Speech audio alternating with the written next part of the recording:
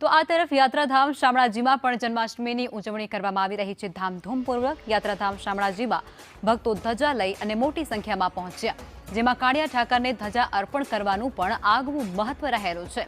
શામળિયા ભગવાનને 1.25 કિલો ચાંદીનું છત્ર પણ અર્પણ કરવામાં આવ્યું છે, જેમાં અમદાવાદ રખિયાલના ભક્ત દ્વારા આ છત્ર અર્પણ કરાયો છે। છેલ્લા 25 વર્ષથી ભક્ત પરિવાર સાથે ભગવાનના દર્શન કરવા અર્થે શામળાજી પહોંચે છે।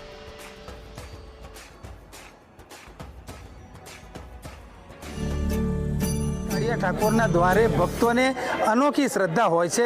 કોઈને કોઈ પ્રકારે બાધા આકડી હોય એ પરિપૂર્ણ કરવા માટે ભગવાનની આગળ ભેટ લઈ ભક્તો આવી પહોંચતા હોય છે। દ્રશ્યમાં જોઈ શકો છો કે અમદાવાદ જિલ્લાના દહેગામ પાસે આવેલા રખિયાલ ગામેથી ભક્તો 1.25 કિલો ચાંદીનું ભગવાનનું છત્ર અર્પણ કરવા માટે કાળિયા ઠાકરને આજે જન્માષ્ટમીના દિવસે પરિવાર સાથે મોટી સંખ્યામાં ભક્તો અહીંયા ઉમટી પડ્યા છે। જે ભક્ત છે કે જેને આ ભેટ અર્પણ કરવાના છે ભગવાનને, એ ભક્તોને આપણે પૂછીશું। સૌથી પહેલાં આપને પૂછવા માંગીશ કે આપ ચાંદીનું આ 1.25 કિલોનું છત્ર ભગવાન શામળિયાના દ્વારે અર્પણ કરવા આવ્યા છો, કયા પ્રકારની શ્રદ્ધા હતી, શું કહેશો તમે? બહુ અમને ભગવાન પ્રત્યે પહેલેથી શ્રદ્ધા છે અને લગભગ અમે 20 થી 25 વર્ષથી સલંગ આવીએ છીએ અને અમારી દર અમાસ સવારે 6 વાગ્યાની આરતી અમે અહીંયા જઈએ છીએ। આ જે ચાંદીનું જે છત્ર તમે અર્પણ કરી રહ્યા છો એ કયા પ્રકારની બાધા હતી, ભગવાને કેવી મનોકામના પૂર્ણ કરી અને શેના માટે ચડાવ? ભગવાને અમારી બધાની મનોકામના બધી પૂરી કરી એટલે અમે અર્પણ કરવા આવ્યા અને આ જન્માષ્ટમીના દિવસે સારો દિવસ હતો। ચોક્કસથી તો આ જે ભક્તો છે છેલ્લા 25 વર્ષથી જન્માષ્ટમીનો ઉત્સવ માટે અહીંયા આવતા હોય છે। કાળિયા ઠાકોરે તેઓની મનોકામના પૂર્ણ કરી છે, એ માટે પરિવાર સાથે અહીંયા આવી 1.25 કિલો વજનનું જે ચાંદીનું છત્ર છે એ ભગવાન શામળિયાના ચરણોમાં તેઓ અર્પણ કરી રહ્યા છે। જયદીપ પાટિયા સાથે શૈલેષ પંડ્યા, સંદેશ ન્યૂઝ, અરવલ્લી। ગિરિમાળાઓમાં આવેલું શામળાજીનું મંદિર કે જ્યાં શામળિયા શેઠ તરીકે કાળિયા ઠાકર ઓળખાય છે અને જન્માષ્ટમીના પર્વ પર દરેક કૃષ્ણ મંદિરોમાં જય રણછોડ માખણછોડના નાદ સાથે હાથી ઘોડા પાલખી જય કનૈયા નાનકીનો નાદ સંભળાતો હોય છે, ત્યારે શામળિયા શેઠને પણ આજે જન્માષ્ટમીના પર્વ પર વિશેષ શણગાર કરવામાં આવ્યો છે। આજે કાળિયા ઠાકરનો વિશેષ શણગાર કરવામાં આવ્યો, જન્મોત્સવ મનાવવામાં આવશે। મંદિરમાં ખાસ તો કેવા વિશેષ વ્યવસ્થાઓ કાળિયા ઠાકરને લાલ લડાવવા માટે કરવામાં આવ્યા છે?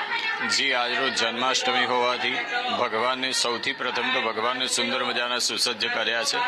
સોનેરી જરીના વાઘા અને ભગવાનને સંપૂર્ણપણે સોનાના દાગીના અર્પણ કરી અને ભગવાનને સુસજ્જ કર્યા છે અને અત્યારથી જય રણછોડ માખણછોડના નાદની સાથે દરેક કૃષ્ણ મંદિરો છે તે ગુંજી રહેલા જોવા મળી રહ્યા છે।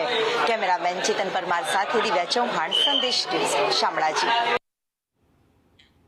અરવલ્લીના શામળાજી મંદિર ખાતે વિશેષ શોભાયાત્રા નીકાળવામાં આવી, જેમાં કાળિયા ઠાકરની આ શોભાયાત્રા ખાસ પ્રકારે કાઢવામાં આવી। વાજતે ગાજતે શોભાયાત્રામાં હજારો ભક્તો જોડાયા। શામળાજી મંદિરની ફરતે આ શોભાયાત્રા નીકાળવામાં આવી। શોભાયાત્રામાં હજારો ભક્તો ઉમટી પડતાની સાથે ઉત્સાહમાં પણ જોવા મળ્યા।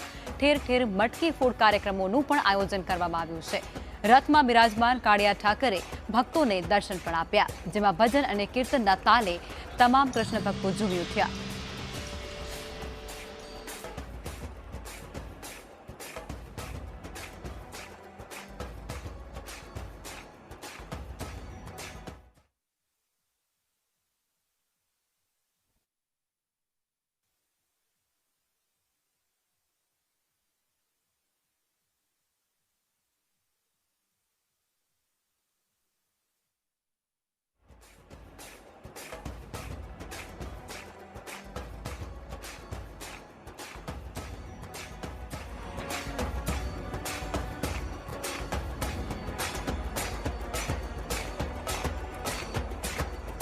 જન્મોત્સવ ઉજવાતો હોય અને ત્યાં માટલી ફોડ ના થાય તો કૃષ્ણ જન્મોત્સવ જ કેવી રીતે કહેવાય?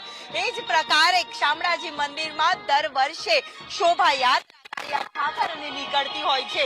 ચાંદીની મૂર્તિ અને સાથે જ રથમાં બિરાજમાન થઈ શામળિયા શેઠ છે તે શામળાજીના આખા મંદિરનું પ્રદક્ષિણા કરવામાં આવે છે અને ઠેર ઠેર માટલી ફોડવાનો કાર્યક્રમનું આયોજન કરવામાં આવતું હોય છે।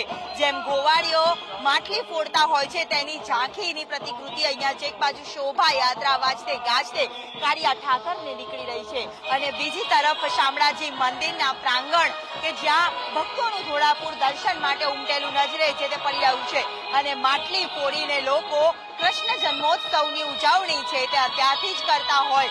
અમદાવાદ નહીં ઠેર ઠેર રાજ્યભરમાં કૃષ્ણ જન્મોત્સવની ઉજવણી કરવામાં આવશે. દરેક કૃષ્ણ મંદિરોમાં ભક્તોનું ઘોડાપૂર છે, જ્યારે શામળાજીમાં શોભાયાત્રા અને શોભાયાત્રાની સાથે જ ભક્તોનું શામળાજી મંદિરમાં ઢોળાપૂર અને એની સાથે જ હર્ષોલ્લાસ સાથે માટલી ફોડના કાર્યક્રમનું આયોજન કરવામાં આવતું હોય છે.